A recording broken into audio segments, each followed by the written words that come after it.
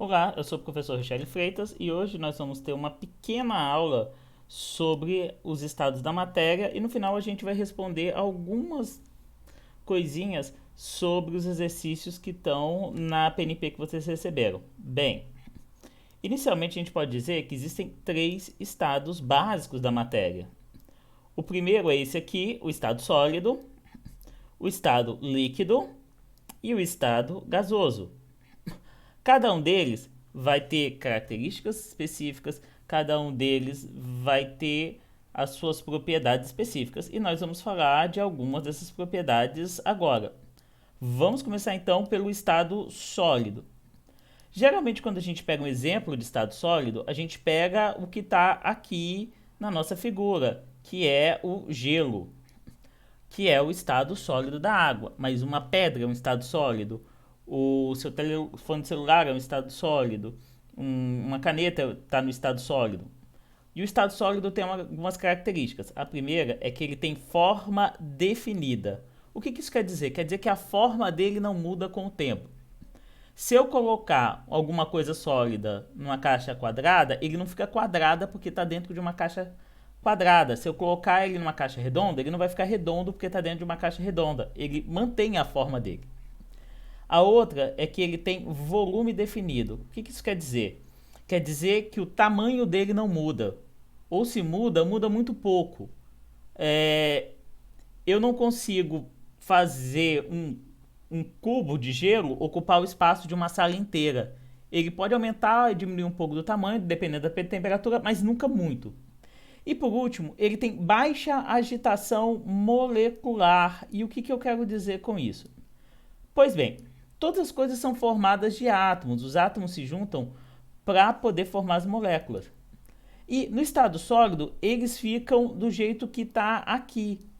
Esses átomos e essas moléculas, eles vão ficar paradinhos, juntinhos no lugar. E é justamente por eles ficarem paradinhos, juntinhos no lugar, que a gente mantém a forma das coisas no estado sólido. E por isso que o volume também muda, não muda ou muda muito pouquinho. Não dá muita diferença. Isso já é diferente do estado líquido. A gente representa o estado líquido principalmente pela água líquida, ok? Como aqui a gente tem uma pequena queda d'água. A forma de um líquido é indefinida. Então, se eu colocar água num vidro redondo, ela vai ficar redonda. Se eu colocar ela num vidro quadrado, ela fica quadrada. Se eu colocar ela num vidro com formato de ursinho, ela vai ter formato de ursinho. Por isso, a forma dela é definida. Agora, o espaço ocupado por ela, o volume, é definido. O volume não muda. Ou muda muito pouquinho. Lembrando, não muda se a temperatura permanece constante. É claro que se eu pegar uma garrafa d'água e colocar no congelador, ela estoura. Mas ela estoura porque eu mudei a temperatura. Agora, se a temperatura não mudar, o volume, o tamanho que ela ocupa, não muda. E a agitação das moléculas que formam ela é moderada. Moderada é um jeito de eu dizer que é mais ou menos, não é nem muito grande, nem muito pequena. Como a agitação dela, como mostra aqui, é moderada, isso significa que você tem uma certa movimentação das moléculas, mas não o suficiente para poder mudar o tamanho dela. Você muda a forma, mas você não consegue mudar o tamanho, porque as moléculas estão se movendo de maneira moderada, nem muito grande, nem muito pequena. Isso já é bem diferente do estado gasoso. O estado gasoso a gente representa gás. Aqui eu tenho nuvens que estão... Aqui eu tenho o ar. O ar atmosférico, ele está no estado gasoso. O estado gasoso é caracterizado por ter uma forma indefinida. Então, um gás, como o ar, por exemplo, ele tem a forma do recipiente que eu colocar ele.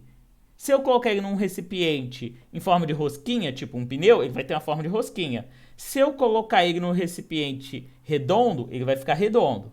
Agora, o volume de um gás é indefinido. Significa que eu posso espremer um gás ou eu posso expandir ele. Quando eu espremo muito um gás, eu vou falar que eu estou comprimindo esse gás. E eu posso comprimir ele bastante. Então, um botijão de gás, por exemplo, tem gás comprimido lá dentro. Tão comprimido que ele vira líquido. Mas eu posso fazer isso com vários outros tipos de gás. E a agitação molecular de um gás, ela é alta. Ela é muito alta. Como a gente vê nessa figura aqui. A agitação molecular de um gás é tão alta, mas tão alta, que o gás não consegue manter nem a forma, nem o volume dele.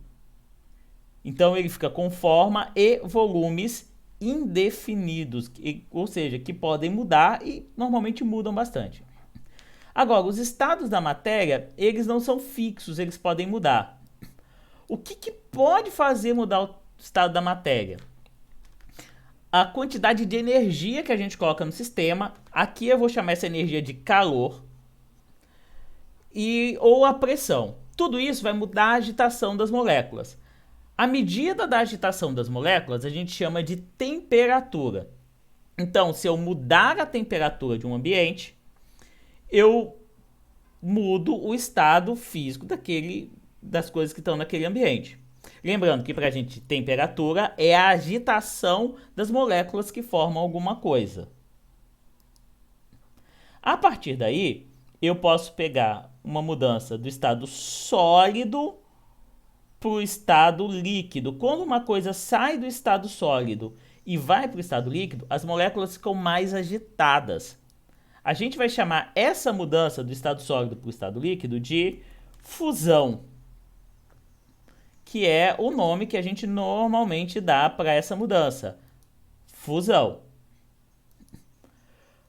Esse nome vem da fundição dos metais. Antigamente, quando eles fundiam espadas, escudos, esse processo era chamado de fundição e a gente adotou esse nome para quando uma coisa sai do estado sólido e vai para o estado líquido, ou seja, quando essa coisa derrete. Quando uma coisa sai do estado líquido para o estado gasoso, esse nome vai ter um outro nome que a gente vai chamar de vaporização. A vaporização é a passagem, então, do estado líquido para o estado gasoso. Toda vez que alguma coisa sai do estado líquido e vai para o estado gasoso, chamaremos essa transformação de vaporização. Se essa transformação acontece de maneira acelerada, nós podemos chamar ela de ebulição, que é basicamente o mesmo processo, só que de maneira acelerada. O nome ebulição vem da palavra bule de fazer café mesmo, porque você ferve ele, ou seja, você acelera o processo de transformar algo do estado líquido para o estado gasoso. Do estado gasoso para o estado líquido, a gente vai ter uma outra transformação, que a gente vai chamar de condensação. A condensação, ela acontece, por exemplo, quando você toma um banho quente. E nesse banho quente, o seu chuveiro fica cheio de... seu espelho fica cheio de gotinhas de água. A gente vai chamar esse processo de condensação. Nós vamos ter também a passagem do estado líquido para o estado sólido. Essa passagem do estado líquido para o estado sólido tem o nome de solidificação. Então, a passagem do estado líquido para o estado sólido chamamos de solidificação. E existe uma última passagem que algumas coisas conseguem passar diretamente do estado sólido para o estado gasoso sem a necessidade de passar pelo estado líquido. Chamamos esse processo de sublimação.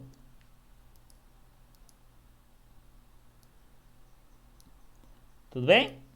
Então, chamamos esse processo de sublimação, que é a passagem do estado sólido diretamente para o estado gasoso. Por exemplo, naftalina faz isso. Bolinhas de naftalina que a gente usa para não dar barata, geralmente passam do estado sólido diretamente para o estado gasoso. E um detalhe, durante a mudança de estado não ocorre mudança na temperatura dos objetos. Então, se uma coisa está passando pela fusão, está passando do estado sólido para o líquido, a temperatura dela não muda. Isso deu origem na culinária a uma técnica chamada banho-maria, em que a gente coloca uma vasilha de água para ferver e coloca outra panela dentro e cozinha alguma coisa ali. Isso serve para cozinhar a temperatura constante. A gente faz isso, por exemplo, para poder fazer pudim. Então, com isso, a gente já pode responder a algumas atividades que estavam lá no nosso PNP. A primeira é: as mudanças de estado físico da matéria ocorrem devido à mudança da agitação das partículas que formam a matéria? E essa é a resposta correta. Quando a agitação das partículas que formam a matéria muda, muda também o estado da matéria. Vamos para a próxima questão. Durante a mudança de estado físico, a temperatura aumenta? Não, a temperatura não muda. A temperatura diminui? Também não, a temperatura não muda. A temperatura pode aumentar ou diminuir de acordo com a ocasião? Não, lembrando, a temperatura não muda. E D, não ocorre variação da temperatura. Então, pessoal, a gente fica por aqui. No próximo vídeo, a gente vai falar mais sobre as outras questões da atividade. Bons estudos!